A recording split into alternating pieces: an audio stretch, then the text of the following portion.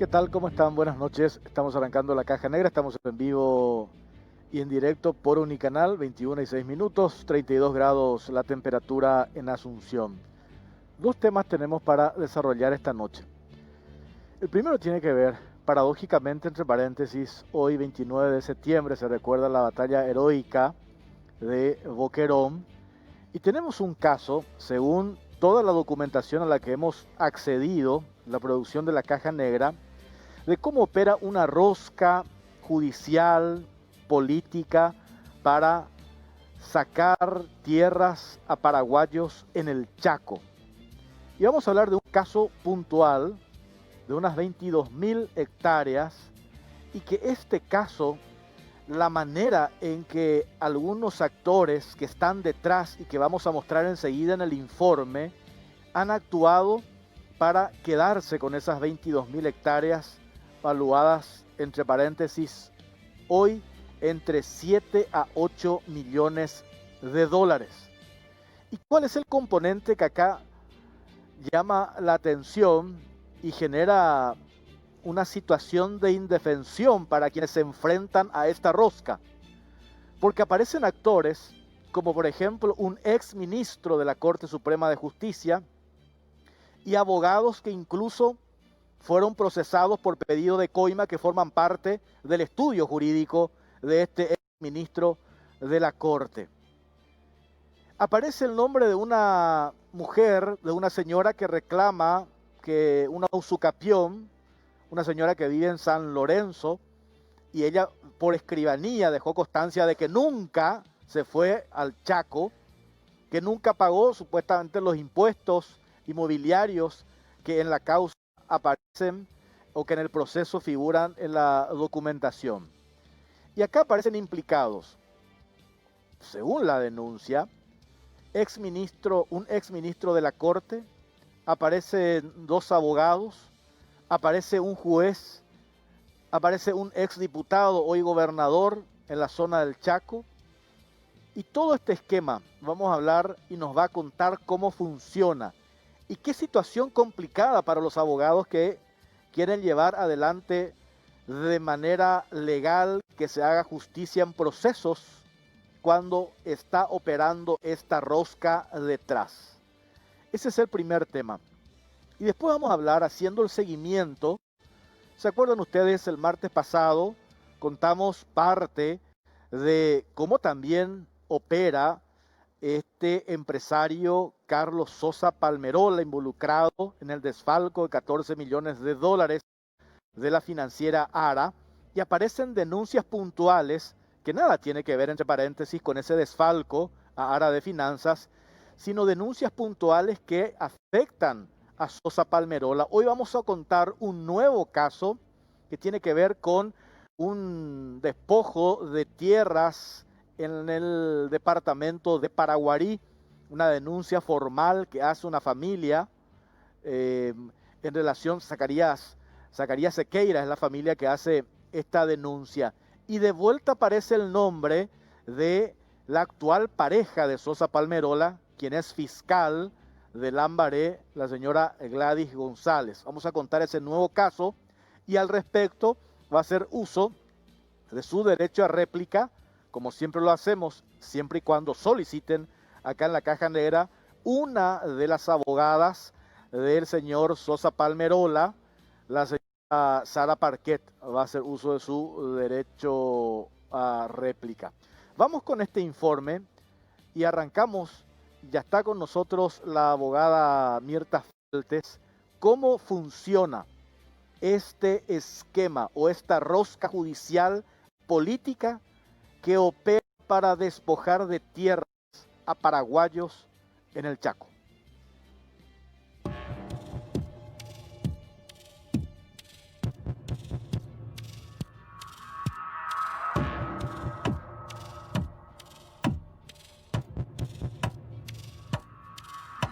Rosca judicial y política, liderada por un exministro de Corte, opera para quedarse con 22.000 hectáreas en el Chaco. Alexa Brites es propietaria de una estancia de 22.500 hectáreas ubicada en Fuerte Olimpo, distrito de Alto Paraguay. Pero en el 2013 fue víctima de una invasión por parte de Leonardo Ramón Barreto Quintana. Para solucionar el problema, la dueña del establecimiento inició un juicio de desalojo. Hasta ahí todo iba bien. Pero en el 2014 aparece en escena Isabel Quintana, viuda de Barreto, quien es madre del invasor y plantea un juicio de usucapión pretendiendo quedarse con las tierras. Para tal efecto, la mujer presentó una serie de boletas de pago de impuestos alegando que la propietaria Alexa Brites hacía años dejó de pagar los impuestos por esas tierras. Para solicitar la usucapión de unas tierras, la persona en cuestión debió vivir en ese sitio por lo menos 20 años y haber hecho mejoras. Fue entonces que se buscaron los antecedentes de Isabel, viuda de Barreto, y se supo que era una señora de 65 años que toda su vida vivió en la ciudad de San Lorenzo. Ante esto, se plantearon los incidentes para anular el juicio planteado, pero sin embargo, hasta la fecha, 6 años después, el proceso sigue. ¿Cómo es que eso puede ocurrir?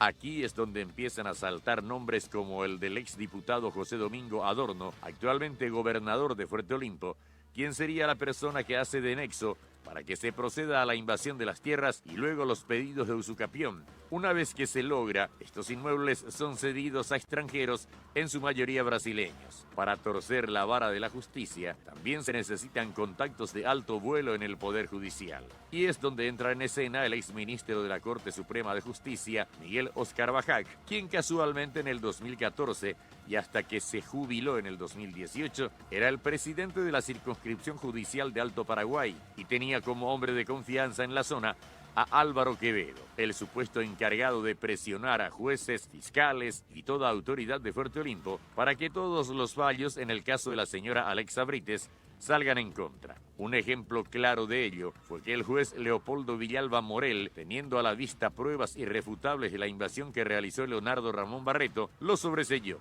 Por el hecho fue denunciado ante el jurado de enjuiciamiento de magistrados, donde fue absuelto y hasta hoy sigue en el cargo. Los abogados que presentaron el pedido de usucapión planteado a favor de Isabel, viuda de Barreto, fueron Juan Carlos Ávila Mesa y Rodrigo Brambilla Arestivo. Ambos aparecen como miembros del estudio jurídico del exministro Bajac. El primero de ellos fue procesado por un millonario pedido de coima en el 2018 y fue imputado por cohecho pasivo. Ávila tuvo que admitir el hecho en el que está como principal acusado y con pedido de juicio oral Miguel Óscar Bajac para tener una salida procesal, y su abogado defensor en ese caso fue Brambilla. Las conexiones entre estos abogados y el exministro Bajac confirman el modus operandi político judicial para apropiarse de las 22.000 hectáreas en Fuerte Olimpo.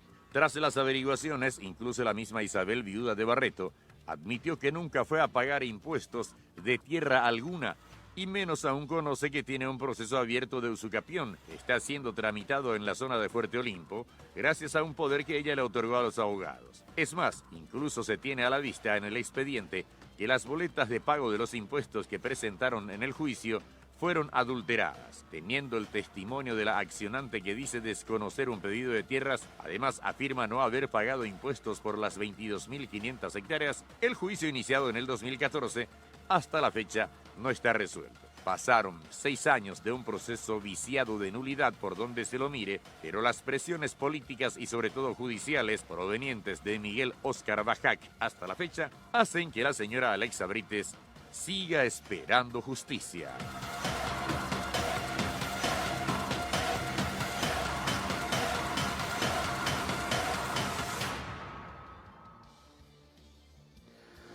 Bueno, y sobre este tema está con nosotros la abogada Mirta Feltes. Ella es abogada de Alexa Brites. ¿Es así, doctora? ¿Cómo le va? Buenas noches. Buenas noches, Jorge.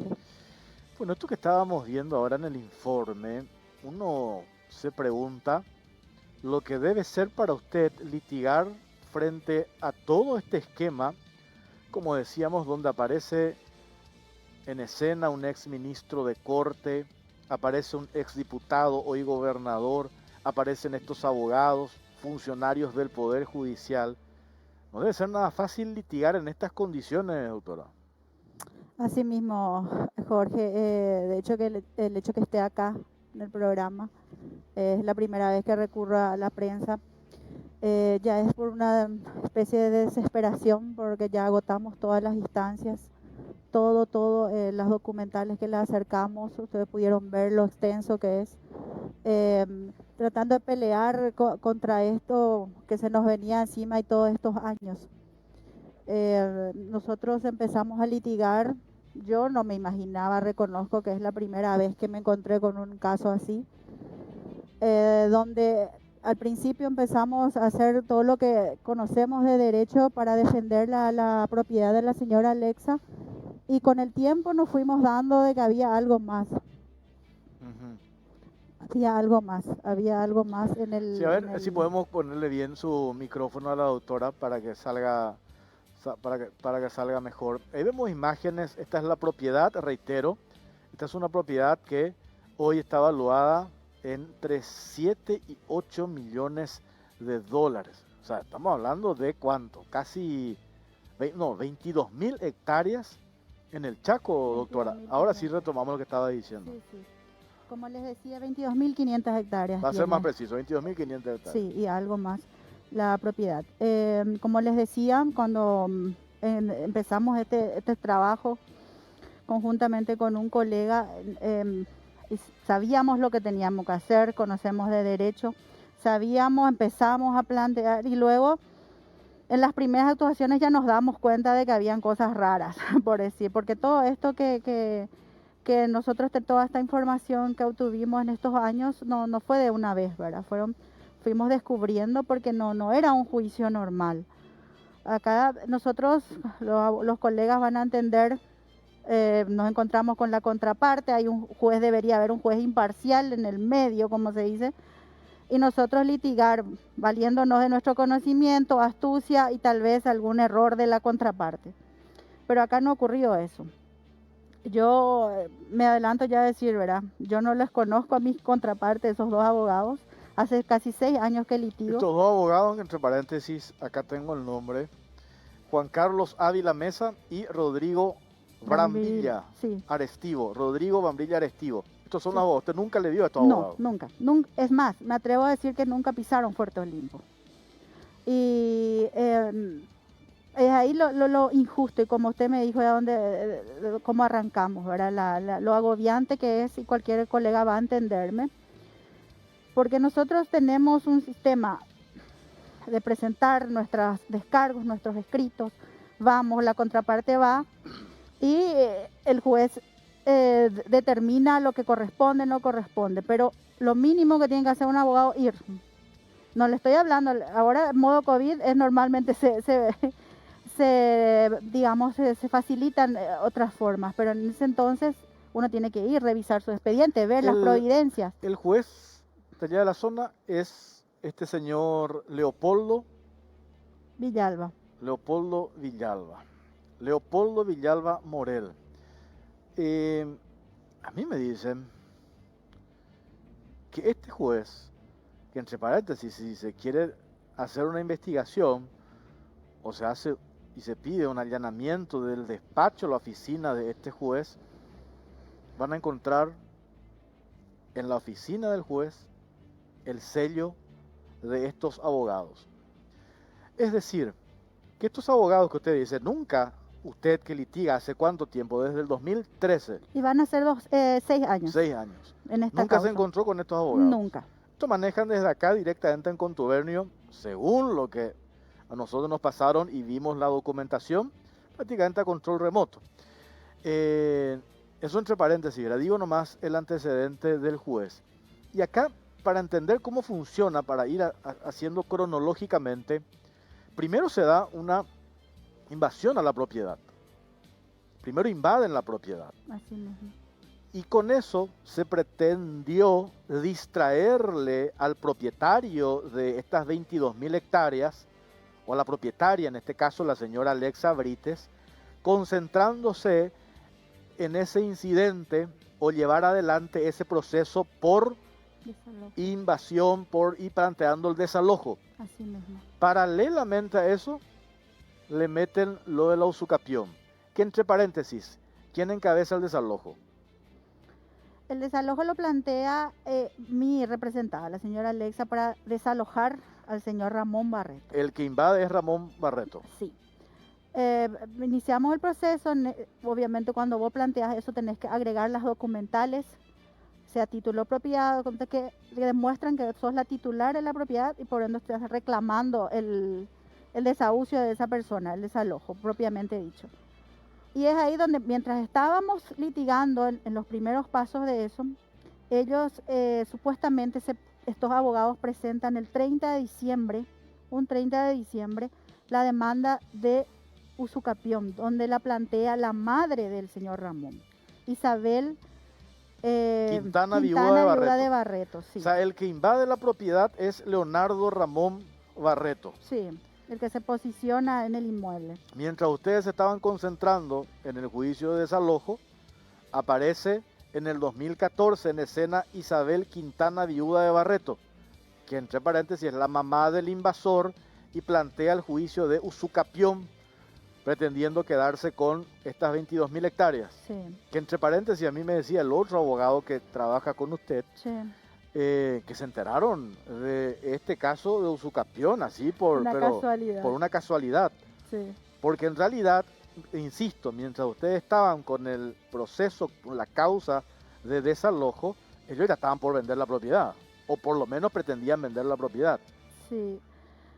Según la promesa que hizo el grupo que se iba a llevar a cabo, lo iban a terminar en 6 meses, la usucapión, que es un juicio ordinario y no puede terminar en 6 meses, pero como iban como se dice, arco libre, ¿verdad? Jugar, entonces ellos estimaban que en ese, casualmente fue, porque yo llevaba otro juicio y en el libro de entrada, en un momento dado yo buscando en otro juicio que tengo, encuentro esa carátula, ¿verdad?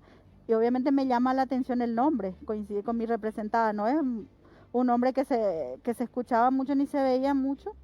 Y ahí cuando accedemos, yo exijo acceder a ese expediente.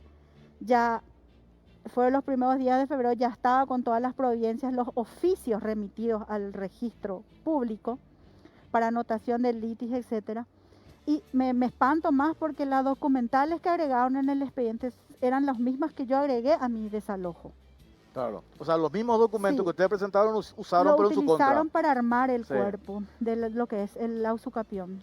Es demasiado evidente era porque yo agregué al expediente copia autenticada del título de propiedad, por ejemplo. Claro, donde está el sello y la firma. Autenticada sello por la escribana. Y ese mismo documento Ellos está fotocopiaron y está en el otro juicio. y volvieron a autenticar. Otra escribana la autenticó sobre el autenticado, cosa que no se puede hacer. En el mismo lugar, o sea, era el mismo. La segunda cosa, los impuestos inmobiliarios, que ellos alegaban que tenían que presentar una fotocopia. Mi representada tenía todos los impuestos en su poder, los originales. Ellos en un momento alegaron en el juicio de usucapión de que su representante o su defendida nunca pagó sus impuestos. Sí, ellos alegaron y presentaron impuestos de que sí tenía ella. Y ahí donde entra un poco parte del esquema y donde la única explicación que encontramos es que le facilitaron en la municipalidad. La municipalidad de Fuerte Olimpo. Sí, porque de parte de mi representada, nadie les iba a facilitar a ellos. Claro. Ciertamente pudieron sacar algunos de las fotocopias también del expediente de desalojo, porque agregamos también algunos. ¿Y quién le entrega ese expediente de desalojo a estos abogados para plantear este juicio de usucapión? Y solamente tenía en su poder el juzgado de primera instancia, a cargo del juez Leopoldo Villalba y la autoría Estela Farías. Ellos son los depositarios la autoría la que resguarda un expediente. Ahí no hace falta hacer ninguna afirmación, 2 más 2, 4. No, hasta me atrevo a decir que los no abogados todos saben eso.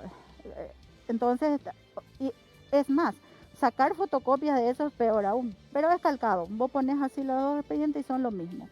Bueno, entonces ellos arman esa... Como le digo, cuando nosotros accedemos ya estaba con las providencias, ya estaba inclusive con una constitución fijada. Yo intervengo, por supuesto, ¿verdad? De desesperada empezamos a responder y planteamos ya los primeros incidentes que son cuestionamientos, ¿verdad? Que se hace dentro del proceso por irregularidades de las documentales. Y ya empezamos a pelear y es ahí donde ya empezamos a sentir que esto nos venía agobiando.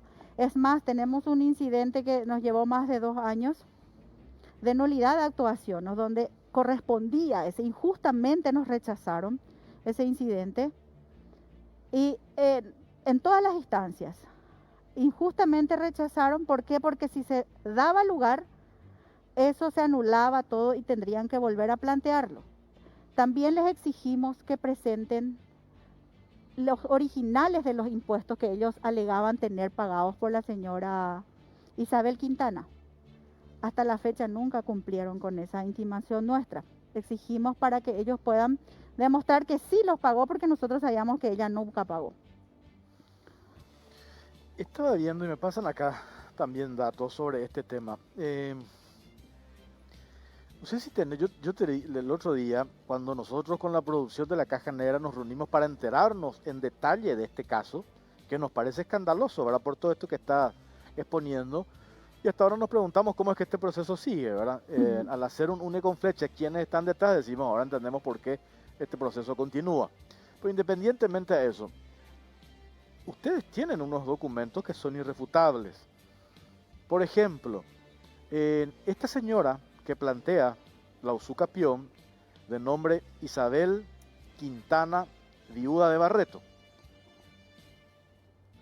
Abogados que están también en esta causa fueron hasta la casa de esta señora que vive en San Lorenzo y lograron un acta, hay constancia con una vía escribanía, y esta señora dice: jamás yo me fui a esta zona, al Chaco, nunca. Eso está en el documento. No sé, ahí está, tenemos copia inclusive en los tantos documentos que tenemos, una pila de documentación entre paréntesis. Eso por un lado.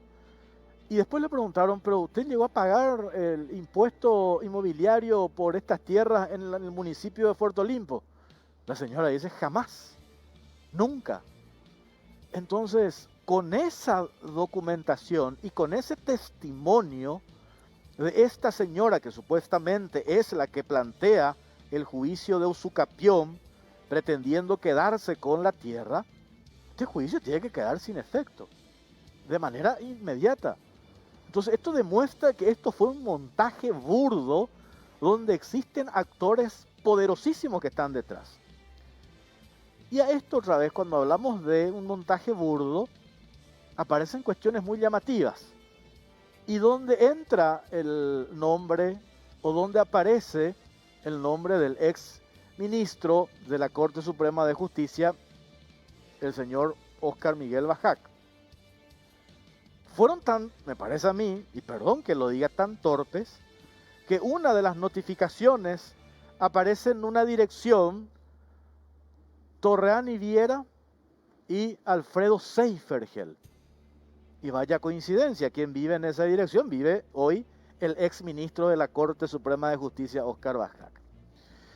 Entonces, y después, ¿quiénes son los abogados? ¿Quiénes son los abogados que tomaron intervención y representaron a esta señora de nombre Isabel Quintana, viuda de Barreto, por el juicio de usucapión? Son dos abogados. Uno de los abogados, se llama Juan Carlos Ávila Mesa y el otro Rodrigo Bambrilla Arestivo. ¿Quiénes son estos abogados? Uno de ellos, el caso del abogado Ávila Mesa, implicado, procesado por un caso de pedido de coima con el ex ministro de la Corte Suprema de Justicia, Óscar Bajac. ¿Quién es el abogado de este Ávila? Parece Rodrigo Francisco Bambrilla. Sí. Entonces ahí es donde salta este vínculo y esta conexión de cómo opera este esquema. Y este esquema que opera, además del ex ministro de la Corte, además de estos dos abogados, salta el nombre de este juez que mencionamos recién, Leopoldo Villalba Morel. Aparece el nombre de Álvaro Quevedo, quien es hombre de confianza de Bajac, y aparece también el nombre allí del exdiputado José Domingo Adorno, actualmente gobernador allí en esa zona.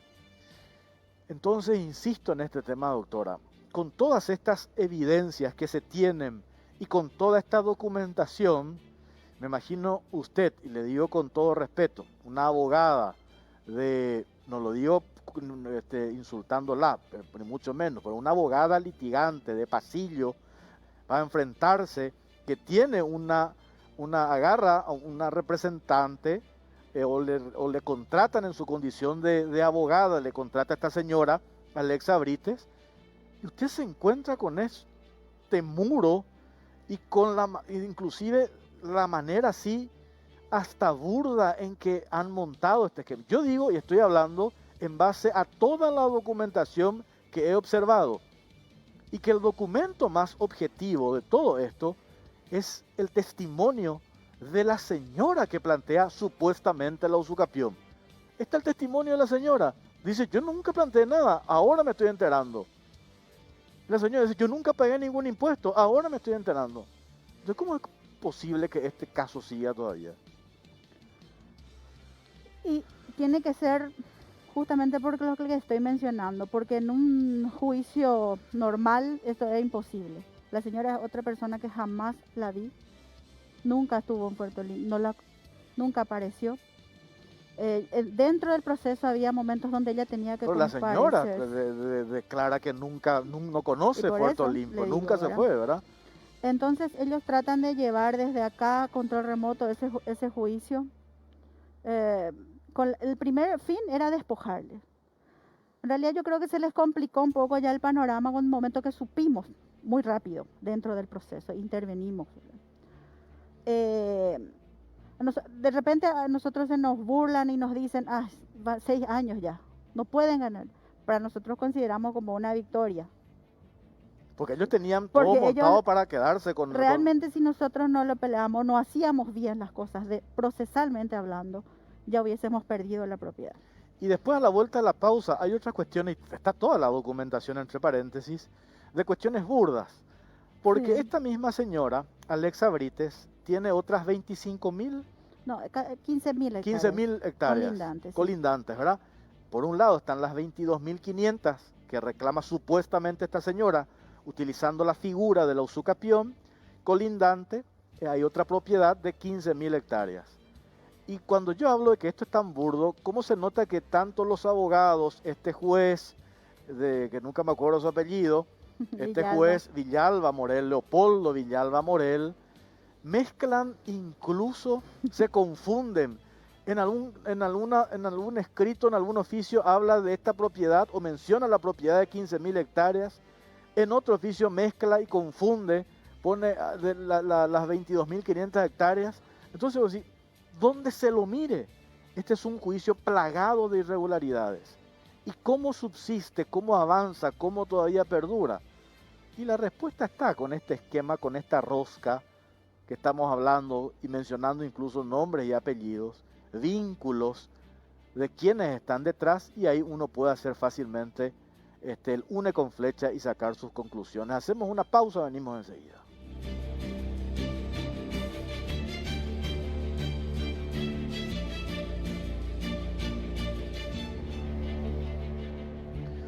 Seguimos en la caja negra, seguimos con la doctora Mirta Feltes, abogada de Alexa Brites, en relación a este caso, 22.000 hectáreas en el Chaco, una propiedad evaluada, reitero, porque el monto es importante, ¿verdad? No están detrás de una propiedad que cuesta $300.000, o entre 7 y 8 millones de dólares, que entre paréntesis unos dicen, plantean, porque hay otros casos que yo sé que usted tiene, otros casos, plantean cuestiones similares, le despojan al propietario original de esas tierras y le venden a brasileños.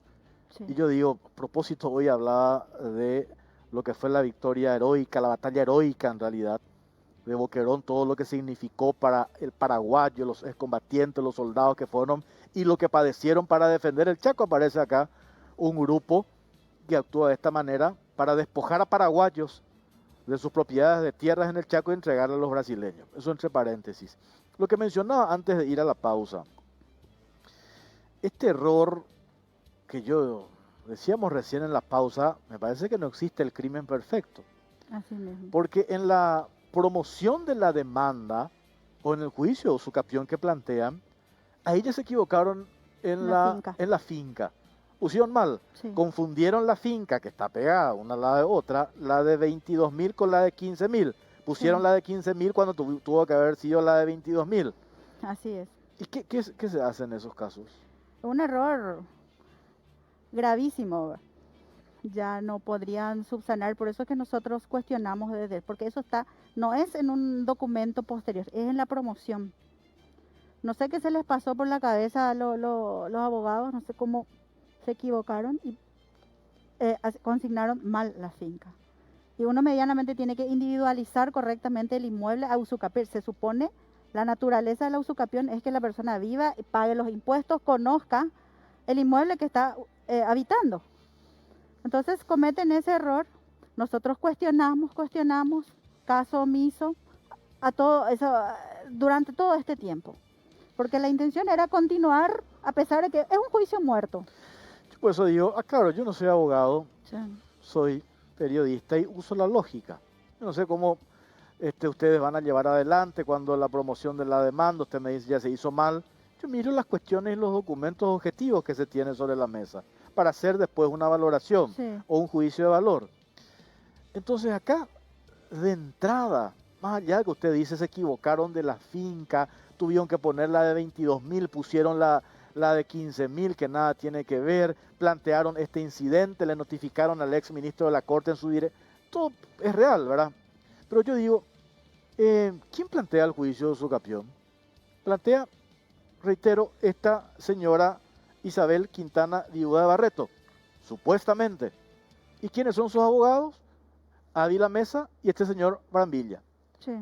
Entonces, la que plantea supuestamente el juicio de usucapión dice, yo no planteé nada. Y se tiene la declaración de esta señora, que obra por escribanía y está la firma de esta señora. Dice, yo no planteé nada. Y yo tampoco pagué impuestos ahí en Puerto Limpo. Es más, yo nunca estuve allá. Y cuando usted dice, para plantear la figura de la usucapión, se debe haber vivido 20 años, más de 20 años, y haber realizado algunas mejoras. Me pasan acá fotografías.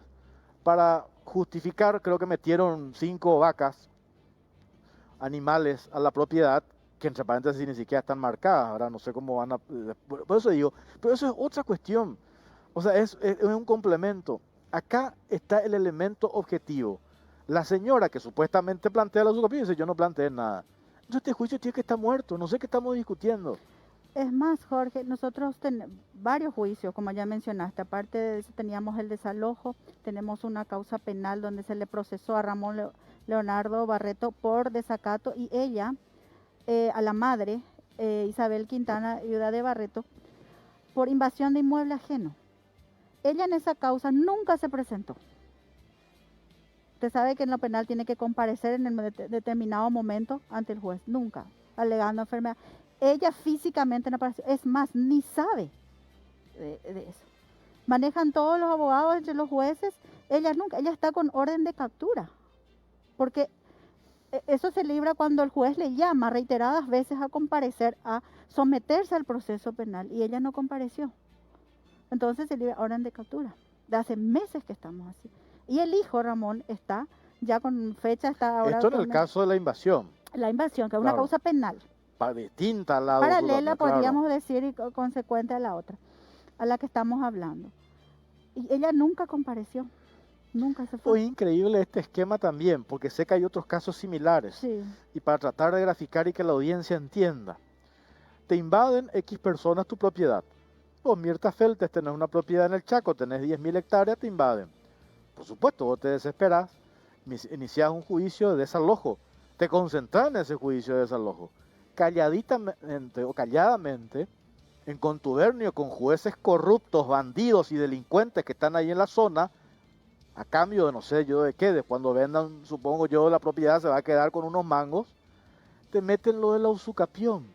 Entonces cuando vos estás concentrada en tu juicio o en tu causa por desalojo, te aparece ya que había sido la propiedad, ya ni te pertenece. Entonces, ese es el modus operandi, ese es el esquema, así funcionan, así le despojan a paraguayos, porque yo tengo casos similares de cómo funciona este esquema para sacarle tierras a paraguayos en el Chaco. Y yo sé que usted tiene otros casos similares, pero hoy no vamos a hablar de esos casos porque si no vamos a estar hasta las 12 de la noche. Pero este caso en particular, doctora, y para ir redondeando, ¿en qué etapa está? ¿En qué etapa está, por un lado, el juicio de desalojo? Primero, ¿en qué etapa está ese juicio? Está en la corte. Estamos en la corte, la que ya es la última instancia, ya agotamos todo, pendiente de resolución. La usucapión está en la casi 6 años de etapa de contestación recién. Espera, cerramos entonces primero. Lo de desalojo está en la corte. Sí. Eso tiene que salir ahora. Sí. O tendría que por lo menos, ¿verdad? Sí. Lo de usucapión, ¿en qué etapa está? Contestación. Recién, casi 6 años. La promoción, nosotros planteamos incidentes, planteamos todas las cuestiones que se deberían resolver anterior y después recién se contesta. Excepciones de falta de acción planteamos con todo eso que vos mencionaste, de que la señora, todas las documentales, la señora vota en San Lorenzo, siempre votó en San Lorenzo, que son registros de que haces tu vida en una comunidad, en un lugar determinado. Tiene que ella retiraba aportes jubilatorios del marido acá en cierto lugar donde ella firmaba planillas. Mira, infinidad de documentos. Todo esto está en el juzgado de Leopoldo. Sí, estuvo con él porque ya salió de su juzgado. Pero estaba agregado a nosotros planteamos excepción de falta de acción, que es cuando no corresponde la acción que ella está planteando, porque ella no vive en la propiedad. No vivió estos 20 años que alegan. Ellos cuentan, arman una historia pintoresca, hasta telenovelesca, ¿verdad? De que viven, y eso es una práctica común. Este no es el único caso. Pero la señora, doctora, pues la señora ya dice que nunca se fue. Ya usted tiene la constancia de su declaración. La señora dice, nunca yo me fui. Por eso es que le digo que hay otros intereses acá. La señora nunca vivió, imagínense si ahora a esos años va a ir a vivir en la propiedad. Eso es una mentira. Yo digo nomás, ¿cuánto le cuesta a esta señora, Alexa Brites, todo lo que tiene que pasar para defender lo que es suyo? Sí. Defender sus 22.000 hectáreas allí en el Chaco. Cuando aparecen este equipo, esta rosca, que yo no sé cómo operan, van buscando víctimas y dice, mira un poco, acá le vemos a esta señora, acá podemos armar, seleccionan, ¿verdad? Los inmuebles. Con algunas características apetecibles para los intereses de ellos, y seleccionan los que creen de que analizan quién es la propietaria. Ah, sí, mira, vamos a entrar con esto. Lo que pasa es que es una práctica que les dio resultado en otros casos.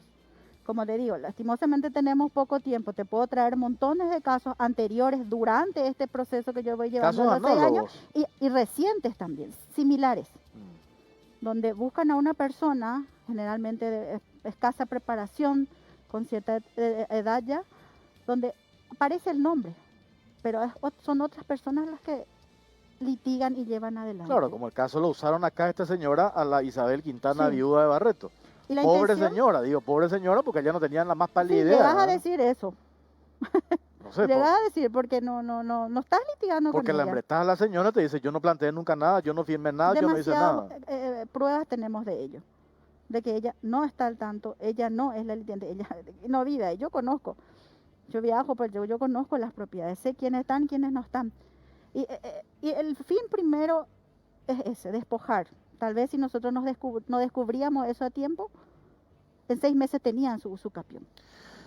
Le agradecemos, doctora. Los que fueron invocados esta noche en este programa pueden hacer uso de su derecho a réplica. Nos gustaría hablar con estos abogados. ¿Cómo explican lo de la promoción de la demanda, que se equivocaron de finca? ¿Cómo explican lo del testimonio de esta señora? Cuando ella dice, yo nunca me fui a vivir en esa zona, nunca estuve en esa zona de Fuerte Olimpo para plantear la usucapión. ¿Cómo explican eso, verdad? La notificación a la casa del ex ministro de la Corte Suprema de Justicia, Óscar Bajac. ¿Cómo explican eso? ¿En qué quedó el caso de Coima, de este señor Ávila Mesa con Bajac? Hay mucho que explicar acá. Sí. Y que entre paréntesis nos hablamos de este señor, que se me pierda acá, Álvaro Quevedo, ¿qué cargo tiene?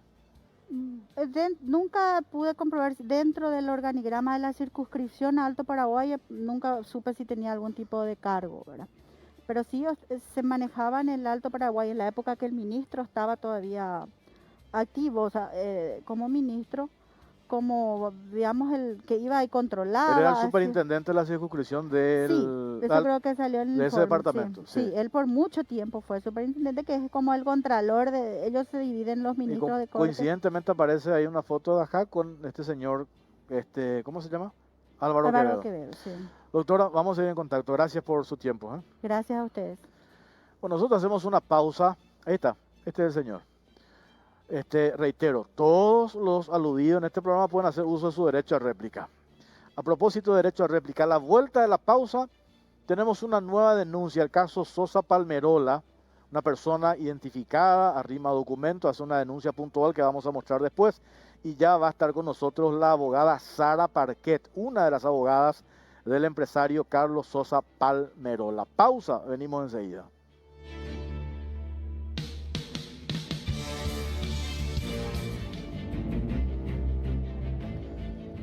Bueno, seguimos en la caja negra. Ahora es el momento de hablar del licor Gran Marula, de un color llamativo e intenso, hecho a base de la fruta marula, creando una combinación única, un aroma exótico con notas de café. El sabor cremoso e imponente.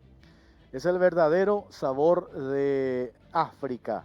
No podés dejar de probarlo. Gran Marula, distribuido por Distron Import. Bueno, el segundo tema esta noche, haciendo seguimiento al caso Carlos Sosa Palmerola. Una nueva denuncia de la familia Zacarías Sequeira. En realidad la familia Sequeira reclama restitución de inmueble en Paraguarí. Vamos a mostrar ahora en este informe, y a la vuelta de la pausa ya está con nosotros la abogada Sara Parquet. Ella es abogada de Carlos Sosa Palmerola y también de la fiscal Gladys González, doctora. Bueno, vamos con este informe y a la vuelta hablamos con la abogada.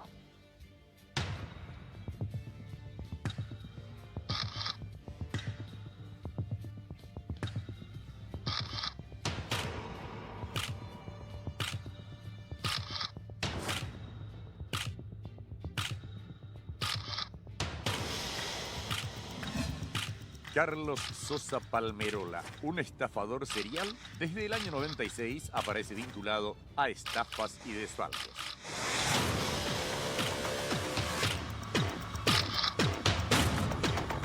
Carlos Hugo Sosa Palmerola, desde 1996, es noticia por hechos de estafa, lavado de dinero en Brasil y Paraguay. Sin embargo, pese a las denuncias y procesos que tiene abiertos, goza de absoluta impunidad. Desde los años 90, Sosa Palmerola ya era acusado de desviar dinero desde Tupicambios y en el 2013 se lo ligó a la financiera ARA, que sufrió un desfalco de más de 14 millones de dólares. Con estos antecedentes, cualquiera podría decir que Sosa Palmerola estaría como mínimo preso. Pero no. En pareja con la fiscala del Lambaré, Gladys González, quien lo representa en varios de sus juicios y chicanea los procesos para evitar el sometimiento de su pareja a la justicia, Sosa Palmerola nunca pisó la cárcel. Una poderosa rosca judicial y hasta política lo blinda a él y también a su esposa, quien viene siendo denunciada desde hace más de 15 años por sus maniobras que rayan con el abuso del derecho a favor de su pareja, pero nunca fue sancionada y sigue en el cargo de agente fiscal.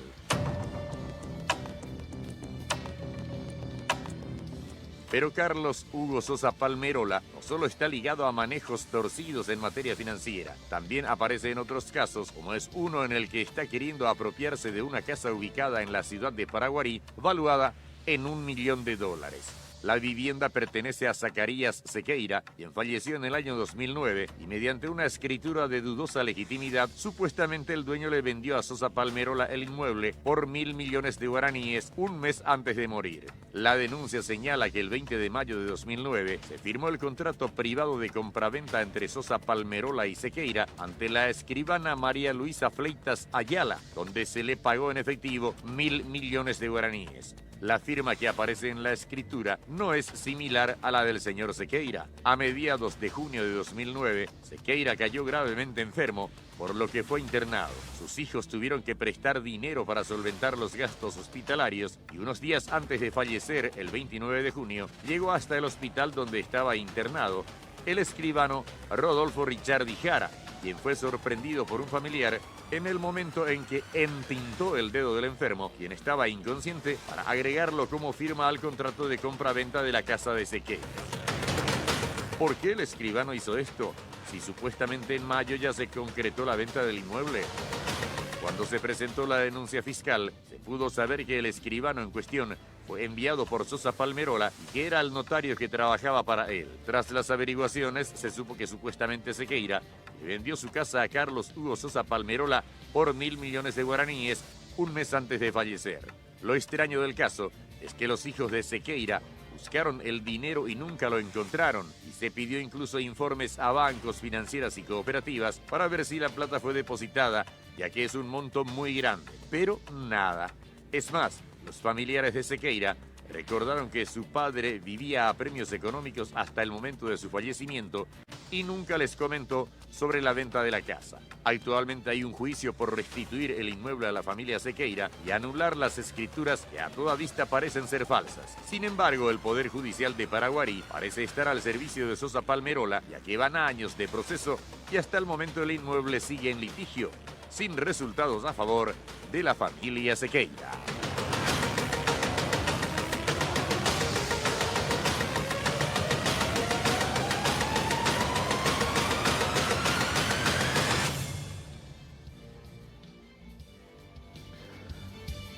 Abogada Sara Parquet, abogada de Sosa Palmerola y de Gladys González. ¿Cómo le va, doctora? Buenas noches, muchas gracias por permitir que estemos aquí. Hubiera sido bueno que vinieran los otros colegas abogados, pero me explicaron que por el espacio que tenemos acá... Claro, por recién hoy, hoy nos enteramos que habían otros abogados sobre la marcha. Nosotros armamos el programa y hoy recién nos enteramos que estaba otro abogado. El doctor Preda es el abogado de la doctora Gladys González en el jurado de enjuiciamiento, en la denuncia que ha planteado el señor Cariaga. Sí. Y Guillermo Duarte Cacabello es el abogado en la causa penal. ¿Y usted abogada de Sosa? Vamos por partes. Voy a aclarar que vengo en representación de ambos. Yo soy abogada de ambos en cuestiones...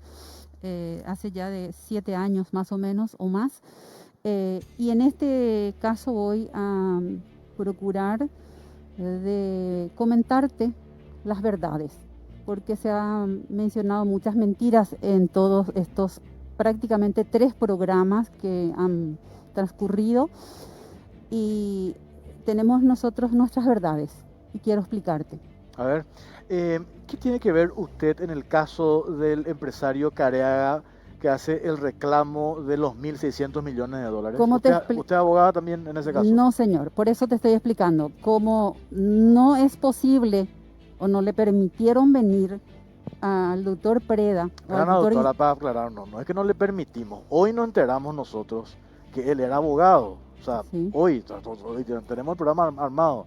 Por eso no quiero que digas que no le permitimos. Si él quiere venir el próximo martes, con mucho gusto puede venir. Pero de todas maneras yo puedo explicar muchas cosas porque conozco, como te dije, más de 7 años soy abogado de la familia y puedo explicar varias cosas. Conozco y tengo los documentos. Más que decir, voy a probar porque tengo los documentos sobre cada cuestión que se ha dicho y se ha planteado en tu programa. Tenemos nosotros elementos no simples, dimes y diretes. Vamos a hablar del caso Careaga, porque básicamente en los 2 programas anteriores nos enfocamos al caso Careaga, de la deuda de 1.600 millones. Vamos a hablar del caso Careaga. Sí, yo voy a explicar primero, Jorge, porque esto es un derecho a réplica y quiero que se me escuche, porque por eso vine, porque sé que vos me vas a dar esa oportunidad de explicar las cuestiones y no enfocar simplemente hacia donde vos querés. No, pero no es donde yo quiero. La réplica sobre lo que mostramos. Vamos a hablar de otras cosas que no mostramos, ¿verdad? Yo no voy a hablar nada de lo que no se haya dicho acá. Entonces está bien. Pero se ha dicho tanto que tuve que traer todas estas documentaciones para poder explicar. Gladys González ejerce como fiscala desde el año 2002. No tiene ninguna sanción, nunca antes ni la percibieron ni le sancionaron.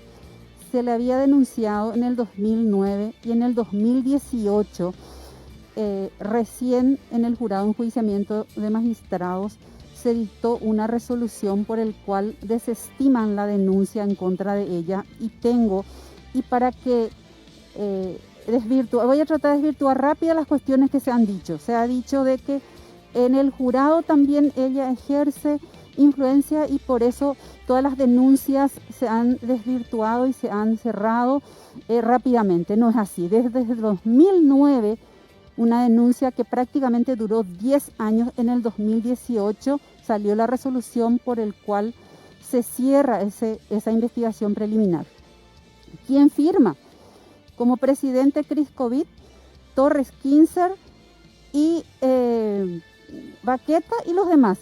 No está González Daer. Si es que me vas a preguntar, no está Óscar González Daer firmando esa resolución. No te iba a ya no preguntar. estaba luego, pero dijeron en el anterior programa, dijeron de que él manejaba y que él sacó la resolución. Ya que mencionó, ¿qué tiene que ver con González Daer, Gladys González?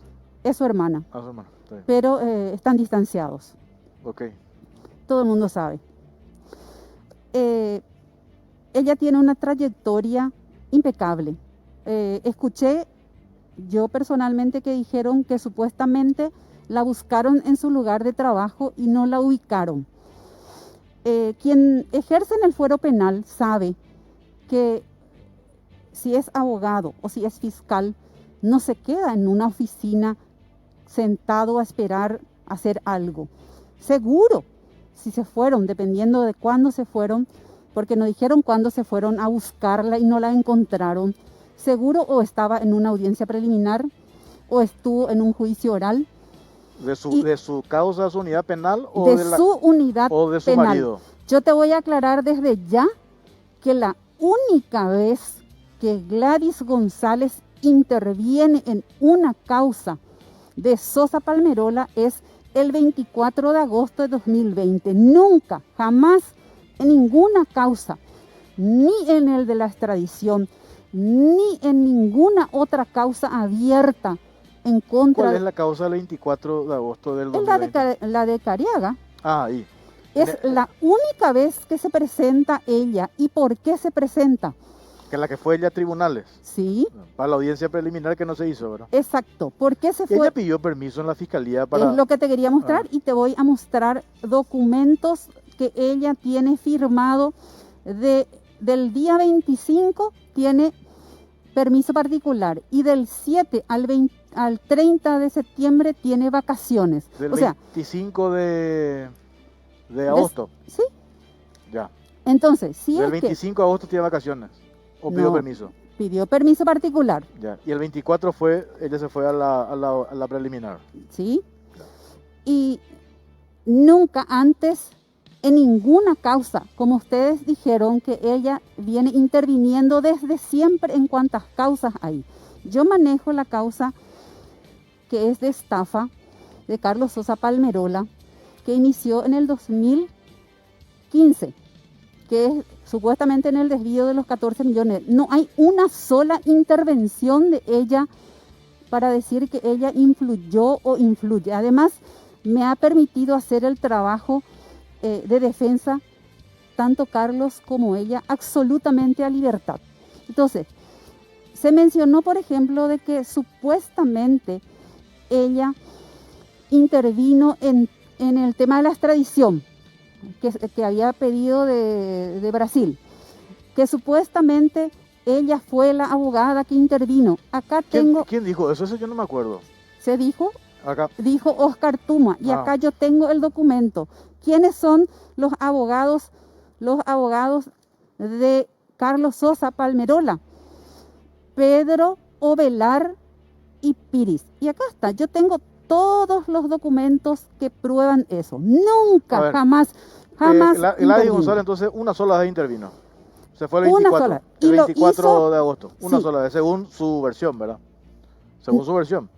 ¿y dónde están los documentos? Porque No, ya acá, sé, pero pasa que nosotros también, los otros abogados dicen... pero el otro abogado no trajo, Jorge, ni un documento que diga que ella interviene en cuántas causas hay.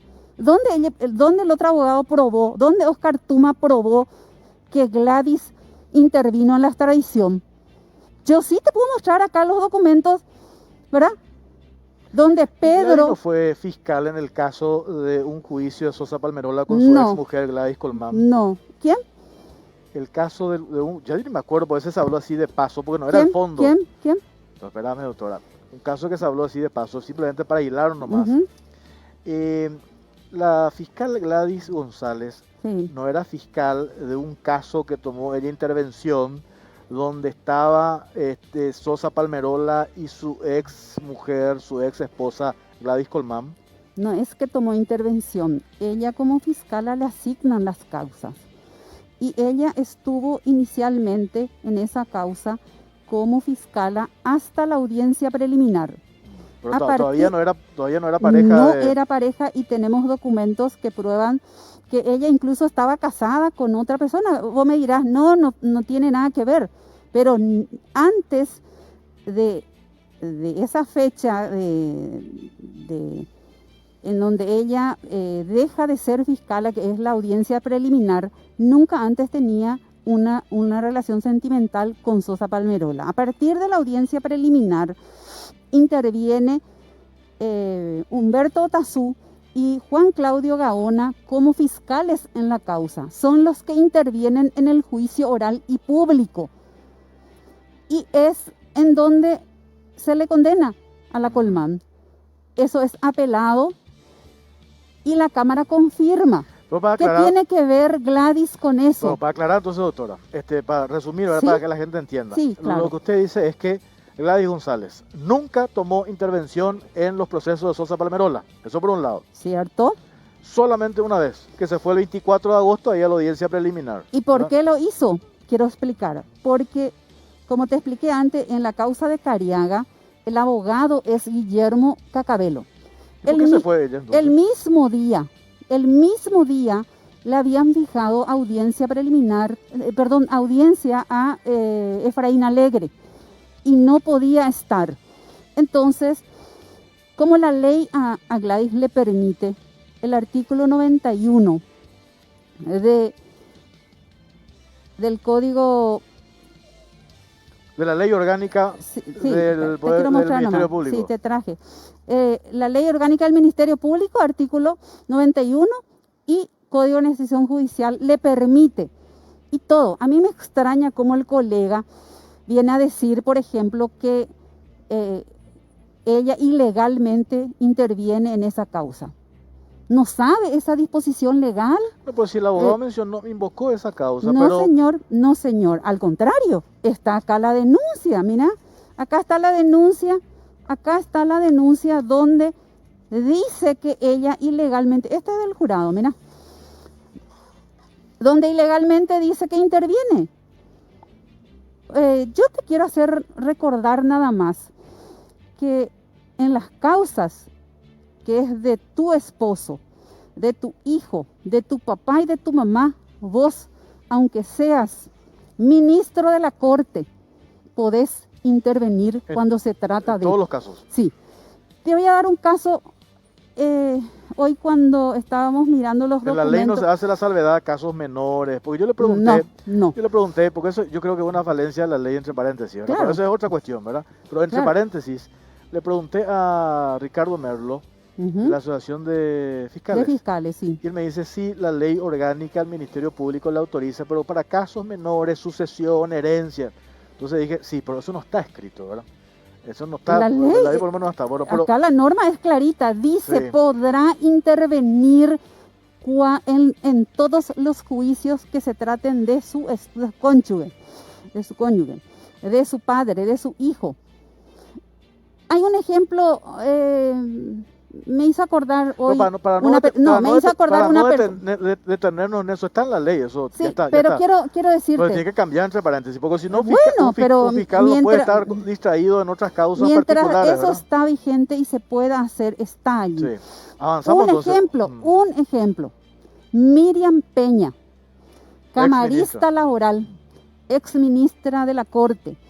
Cuando Carlos Ortiz estuvo preso, fue su abogada defensora. Un ejemplo así. Y me dirá, ¿y qué? Y bueno, sabía, y se podía, y se puede. Y Gladys lo hizo en esta oportunidad. No sé si ella va a seguir siendo o no defensa de Carlos Sosa Palmerola. Ya, esa vez nomás porque Duarte Cacabello le coincidía otro caso. Y yo no caso. sé si ella va a decidir luego proseguir con él o no. Es una decisión personal. ¿Con la causa? Sí, es una decisión personal, yo no sé. Se habló de que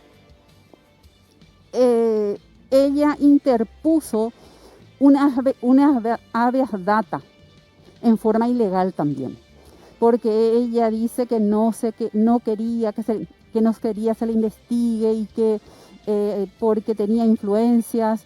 No. Yo manejo la causa de Sosa Palmerola. Sobre su declaración jurada. No es sobre su declaración jurada. No. La causa de estafa de los supuestos desvíos de 14 millones de dólares estaba en trámite. Dentro de esa causa, los fiscales Nadine Portillo y Yolanda Portillo empezaron a solicitar informes sobre Gladys González y sobre sus menores hijos. Pero de 4 años. Doctora, para ir al punto, bueno, nos estamos yendo. Todo eso que usted menciona, nosotros hablamos así, un reglón, pero ya está aclarado. Déjame aclarar porque. Pero no tenemos mucho tiempo ya. Pero, entonces, ¿para qué vine? Pero no hablamos pues del fondo de la cuestión. Señor, estoy explicando por qué ella planteó el habeas data. Entonces se mencionó, creo que tú me mencionó así de paso. Todo se mencionó de paso, pero todo se tiró barro sobre todas estas personas. Pero el punto es la denuncia que hace Careaga por el cobro. No, señor, acá se hizo miles de... Yo cada punto y rápidamente déjame ir y hacer rápidamente. Vale, el habeas corpus se planteó porque ella no estaba procesada. Y si querían pedir informes sobre ella, tenía que comunicar al juzgado el inicio de la investigación respecto a ella. No se hizo. Por eso se hizo lugar al habeas data y fue confirmada por la Cámara de Apelaciones. ¿Ok? Punto 1. Se habló de que la casa, y se exhibió, que la casa donde viven, la mansión donde viven, esa casa fue adquirida por Carlos Sosa Palmerola y por Gladys Colmán, mucho antes de la conformación de la financiera Ara de Finanzas. ¿A nombre de quién está ahora la casa? Está acá el documento, hay un acuerdo contractual, los inmuebles, porque conforman varios, esa casa, está a nombre de los hijos, que fue un acuerdo entre Carlos Sosa Palmerola y Gladys Colmán. ¿Y qué tiene? Un usufructo vitalicio, porque los hijos de ellos son pequeños. Eso está acá en un acuerdo homologado judicialmente y fue adquirido mucho antes de que se conformara Ara de Finanzas. Y Gladys González no tiene nada que ver en el asunto. Vamos a ver después la declaración jurada, ¿verdad? Que ahora es pública. Okay. Sí, hay que revisar después de eso. Respecto al tema Careaga. Sí, ahí está. ¿Es tu preocupación? No es mi preocupación, es lo que hablamos en los programas anteriores. No, de todos hablo. Sí, pero eso de paso, el punto es... Metieron todo, mezclaron todo, es lo que yo te dije por mensajito, mezclaron todo. Careaga accedió a un acuerdo y fue homologado como una suspensión condicional del procedimiento. Y ahí se estableció las reglas de conductas que debía cumplir Sosa Palmerola. Y allí se estableció cuánto debía de pagar y cómo debía pagar, y también se estableció de que si es que para resguardar más aún ese acuerdo para el señor Cariaga, se ofreció y se otorgó una hipoteca sobre esos inmuebles para que él pudiera ejecutar si es que Sosa Palmerola fallaba en los pagos. Según... Le hicieron una quita, ¿verdad? Era 1.600 y le hicieron una quita Sí, 800. y es así que se llegó a un acuerdo. Ahora, es importante saber en qué concepto. Cariaga cuenta medias verdades. Cariaga debería de comentar también de qué eran esos dineros que llevaba, cómo lo llevó, cuándo lo llevó de una vez, porque le entregó a Carlos. Y él sabe también las condiciones y la situación en la que se entregó y para qué se entregó. Sabe. Lógicamente que a estas alturas es más fácil venir y endilgar ciertas cosas y tratar de delincuente como trata a Sosa Palmerola. Es mucho más fácil. Pero ahí hay un hecho objetivo. Permítame. Sí. Esa plata se entregó. Después vamos a analizar de dónde vino la plata. Ok. ¿Verdad? Pero esa plata se entregó. Y es lo que intentó. ¿Y por qué hace frente Carlos teniendo un sello de gerencia de ARA de finanzas? ¿O esto se lo puso nomás? ¿Por qué Cariaga le reclama solo a él cuando tiene un sello de gerencia de ARA? Cariaga sabe por qué. Cariaga sabe perfectamente. Entonces, A ver, la le escucho, doctora. financiera ARA de Finanzas tenía un presidente y tenía un directorio. Y Carlos Sosa Palmerola era asesor general de negocios. Pues está la firma de Palmerola, ¿verdad? Yo sé, pero Sí. tiene un sello de gerencia. El gerente, ¿qué sabe el gerente? Yo sé que sabe mucho el gerente de ARA. Y sé que sabe mucho Cariaga de esto y por qué depositó y para qué depositó. Cuánto cobró de esto y qué hizo y dónde envió también. ¿Dónde envió? Pues ese no es el punto, ¿verdad? Es Pues está bien. el punto. Deja picando eso, doctora, está bien. Es que es el punto. Pero lo cierto es que la plata se entregó. Por eso Sí. digo, esa es otra investigación, que la ¿Y plata qué se es entregó, lo pero que- no se devolvió la plata, ¿verdad? ¿Qué es lo que intentó hacer Sosa Palmerola? Justamente es, aunque sea ¿Y por qué no se cumplió? Se dejó de cumplir por qué? según ellos, según denunciaron los por abogados las de... condiciones económicas que fue surgiendo. ¿Qué quiere decir eso? Y hubo estos problemas económicos en el que finalmente hay Se quedó, tres se quedó, documentos. se quedó en la lona Sosa Palmerola. No pudo. Hay cosas que él ya no pudo cubrir porque ¿qué es lo que ocurrió con ARA de Finanzas?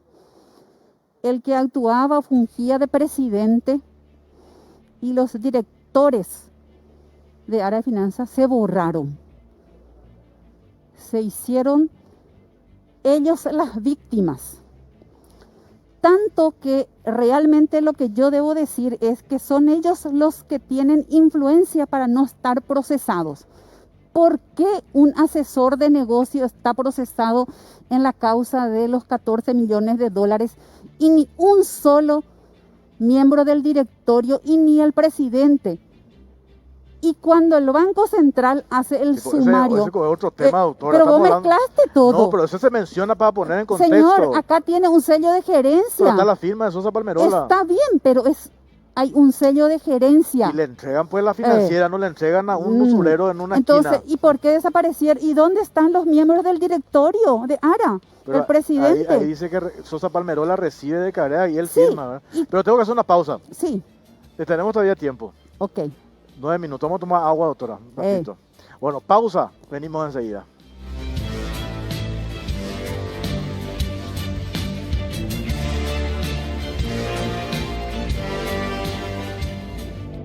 Bueno, seguimos en la caja negra. Tenemos 7 minutos. Impresionantes los mensajes. Vamos a hacer otro programa, doctora. Vamos. ¿Eh? Yo necesito. Vamos a hacer porque muchas cosas hay acá. No hablamos todavía del caso Miguel Ángel López, el arquitecto que reclama $200,000. Pero En acá me dicen y me pasan documentos también.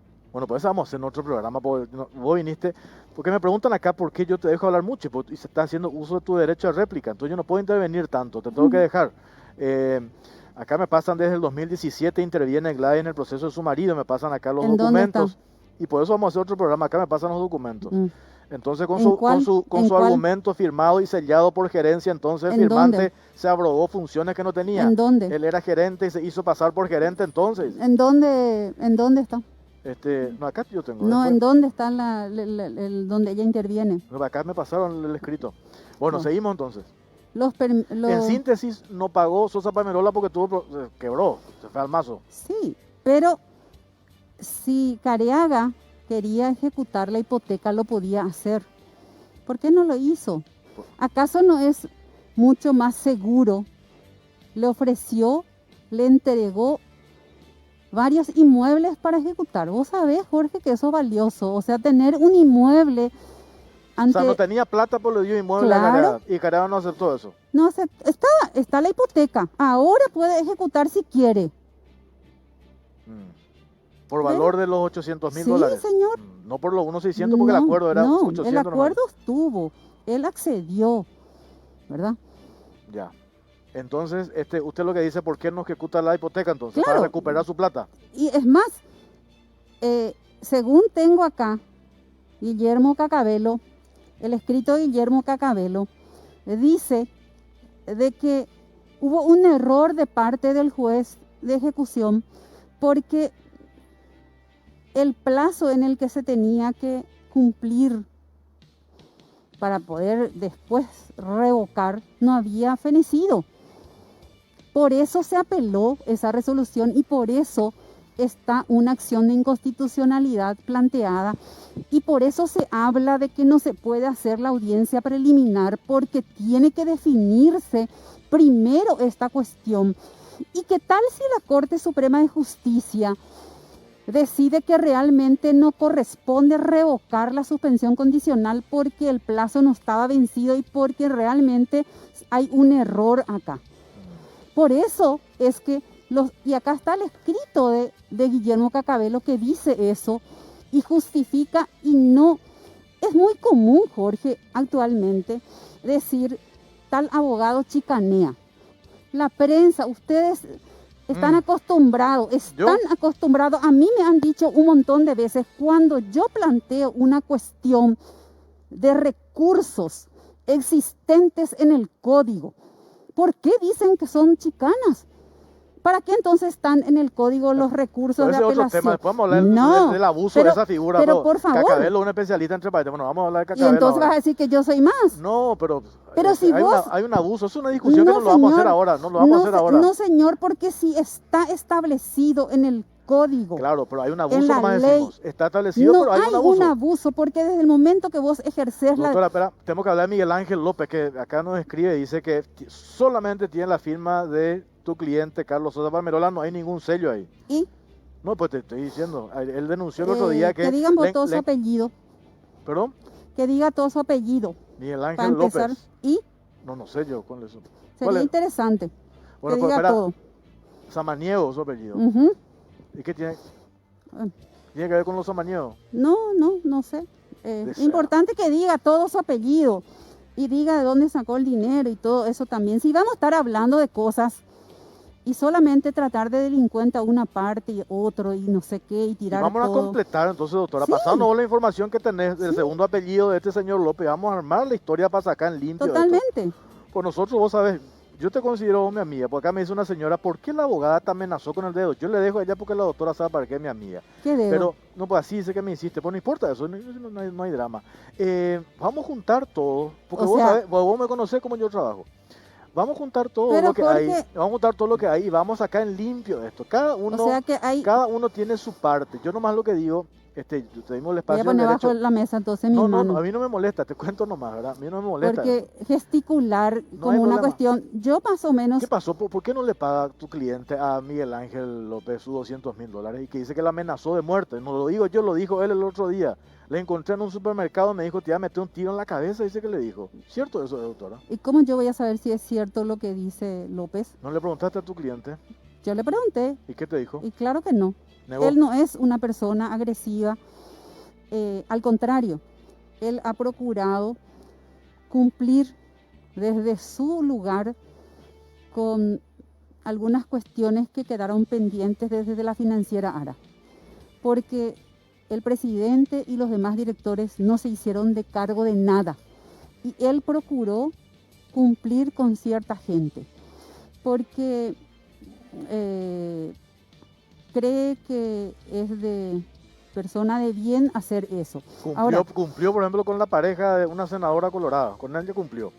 y con va a otro- cumplir, Con otros no cumplió. pero Jorge, ¿cómo puede? Está cumpliendo. No es fácil y más todavía en este tiempo en el que todos estamos comprometidos con este tema de la pandemia que ni siquiera podemos Sí. ni siquiera trabajar, ¿verdad? Entonces, si él pretende que en este mismo momento le pague los $200.000, no hay persona, no hay nadie en este momento que pueda No, sacar. no tiene ahora Sosa Palmerola. No tiene, pero no está ajeno a ir cumpliendo, como también ofreció, e insisto, a Cariaga acá, en este escrito y delante del juez de ejecución, ellos ofrecieron de nuevo, por favor, cumplir, porque se atrasaron un poco, porque estaban ahí pendientes de pagar y ofrecieron. Vamos y a hacer, te se- pregunto, pues tengo que ir porque Sí. viene otro programa. ¿Por qué podemos hacer el otro programa y con el abogado de Careaga? Pues yo ya soy de Sí, moderador nomás. Sí. Para sacar limpio esta historia, ¿verdad? Y vos también moves tus manos, No, gesticulás, pero- y estamos ahí, está muy, muy sen- muy no, no. sensibles. Yo te leí un mensaje nomás de una Y sí, persona. pero tan sensible, siempre es así, Bueno, está bien. es así. Nos tenemos que Pero ir. vos me conocés, yo Está te bien. conozco muy bien. Está bien, el próximo, armamos otro programa el próximo Quiero martes. saber, Porque acá me envían larga lista. yo quiero Tu cliente saber, tiene una larga y lista. yo quiero saber, Jorge, por qué motivo Sí. no están procesados los miembros del directorio de ARA de Finanza, el presidente y los demás, cuando el Banco Central del Paraguay en un sumario administrativo determinó que ellos son responsables y no Carlos Sosa Palmerola. Cuando sea el juicio oral y público, perdón, soy nomás de mostrar mi dedo. Perdón, voy a meter bajo la Me mesa. van a sacar al aire ya. Termino con esto. Cuando sea el juicio oral y público, quiero que me digan cómo ¿El es caso Careaga? en Cariaga Pues o en el patearon otro, para el en el 22 de los... para el 22 de diciembre. No, Cariaga tiene la posibilidad de percibir. Si quiere, tiene la posibilidad de percibir. Carlos Sosa Pero parece que ya no quiere más su plata, ya está enojado de ir, quiere porque no cumplió lo que se comprometió. Y ya bueno, no. pero entonces lo que quiere, ¿qué es lo que quiere? Que joderle la vida, meterle preso a Carlos Sosa Palmerola. Vamos Si a se le preguntarle. está dando la oportunidad de poder percibir y no lo quiere hacer, entonces, ¿qué es lo que podemos Vale. hacer? 2 minutos ya me pasé, doctora, por tu Ok. culpa. Bueno, gracias por acompañarnos. Nos reencontramos el próximo martes, si Dios quiere. Buenas noches.